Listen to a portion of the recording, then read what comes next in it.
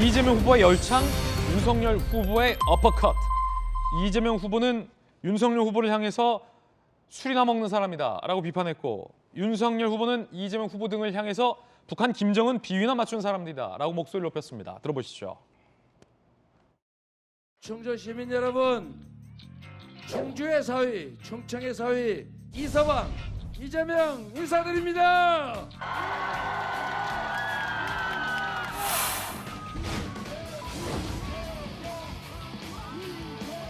여러분, 농부가 밭을 탓하면 안 되죠. 그런데 밭이 아무리 좋으면 뭐합니까?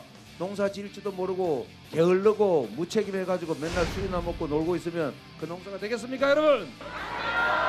결국은 실력의 문제다. 충성심의 문제다. 국민에게, 국가에게 충성해야 될 것 아닙니까? 김만배 일당이 8,500억을 따가지고 나왔습니다. 좀 있으면 이제 1조까지 배당을 받는다는 것입니다. 이 자체가 부정부패 아닙니까? 이런 사람이 이 민주당의 대통령 후보가 됐습니다. 입으로만 민주주의라 그러지 이 사람들의 사고방식은 반미, 친중, 친북 이런 데에 빠져 있습니다. 그저 김정은 비위만 안 거스리고 마음에만 좀 잘 들게 하면 평화가 유지된다 이런 생각을 가지고 있는 사람들입니다. 게으른 농부가 술이나 먹고 농사가 되겠냐? 김정은 비위 맞추면 평화가 유지되느냐? 치열합니다. 이재명 후보는 울고 넘는 박달재를 불렀습니다. 그러면서 윤석열 후보를 향해서 윤석열 후보를 겨냥한 듯 나는 룸살롱에서 술 안 먹어서 노래를 못한다라고 얘기했습니다. 들어보시죠. 고개마다 굽이마다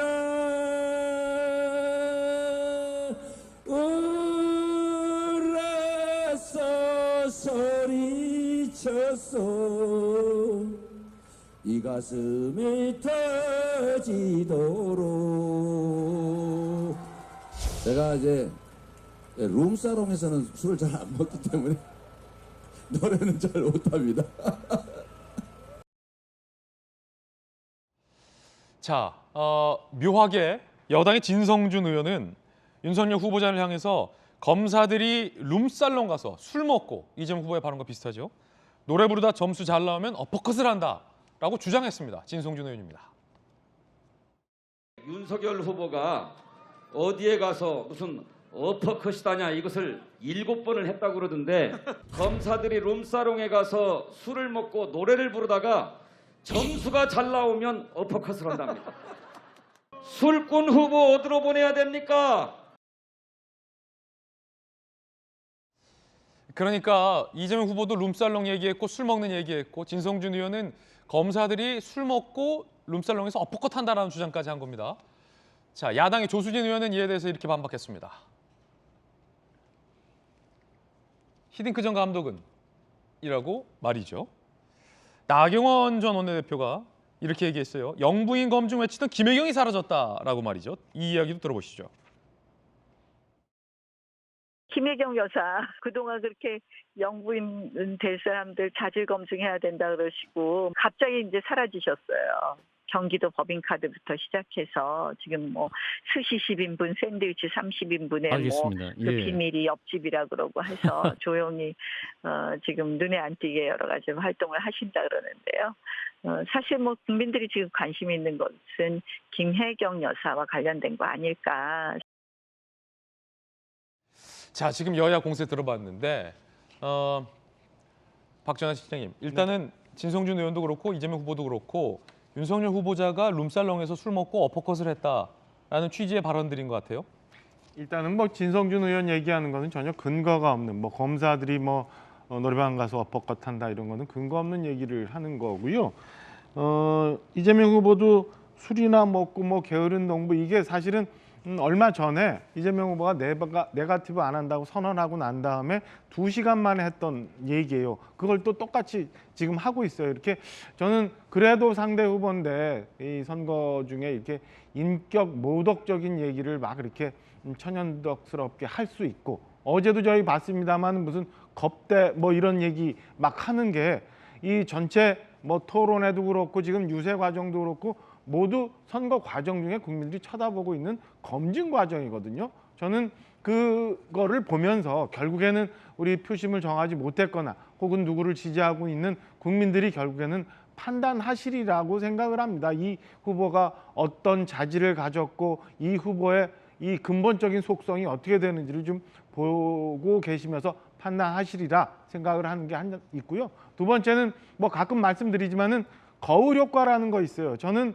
뭐 그 자체로 네거티브하고 험한 말하고 이런 것 국민들 싫어할 테지만 저는 이재명 후보가 그리고 이재명 후보 측에서 저렇게 뭐 좋지 않은 단어들 막 험한 말 쓰는 게 결국엔 돌아 다시 본인한테 가는 효과가 있다. 결국엔 저런 거 하면은 자꾸 뭐 과거 나왔던 형수 관련한 무슨 전화 녹취나 이런 것들 국민들 연상하지 않을까라는 생각에 기본적으로 뭐 정치 문화, 선거 문화도 바뀌어야 됩니다만은 선거 전략상으로도 저는 민주당이 좋은 것 아니다라고 생각을 합니다. 자, 민주당의 서재현 특보.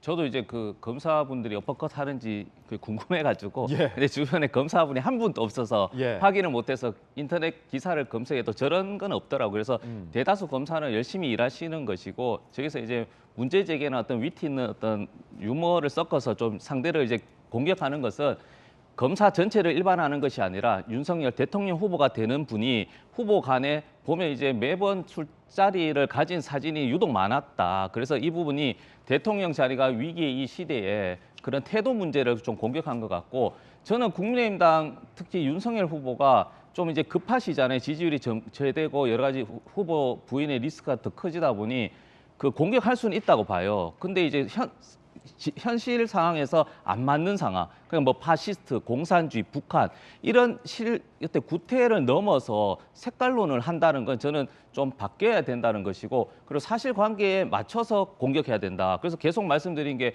남욱 변호사는 3천억이라고 얘기하는데 본인은 8,500억이라고 그러고 계속 말씀드리지만 3억 5천억 투자금이 아니잖아요. 하나은행에서는 7천억 투자했지 않습니까? 그래 또 배당을 1조까지 받는다고 하면 저런 부분에서 이제 국민을 호도하는 행위라고 저는 생각하는 것이죠. 예, 여야 의견 들어봤습니다. 심상정 후보와 안철수 후보 이야기도 들어보겠습니다.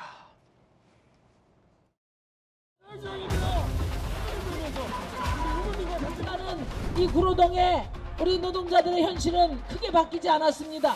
일이 물량이 몰릴 때는 날밤 새고 계속해서라도 120시간을 해서라도 납품해야 되고 그러고 또 쉬면 되지 않느냐. 여러분 노동자들이 기계입니까? 저 심상정이 세계 12 선진국인 나라에서 이렇게 장시간 저임금 노동을 강요하는 시대는 끝내도록 하겠습니다. 여러분.